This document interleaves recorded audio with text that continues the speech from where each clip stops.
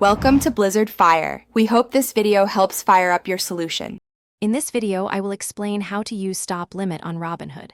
Open your Robinhood app, select the stock or crypto position, and tap Trade, then Sell or Buy with Stop Limit. Enter a stop price to trigger the order and a limit price to control execution, then review and submit. I will walk you through examples, common pitfalls, and when to prefer stop limit versus market orders so you feel confident.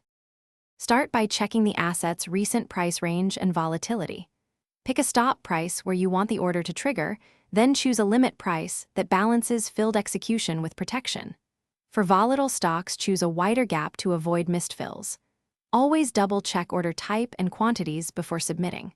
I'll share quick rules and sample numbers so you can set stop and limit prices with confidence and clarity.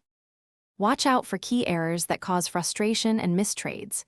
Don't confuse stop limit with stop market. The former may not fill if price is gap. Avoid setting stop and limit at identical prices unless you expect tight moves.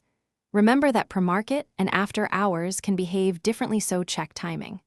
I'll highlight quick fixes and practical checks so your stop limit orders behave more predictably and safely.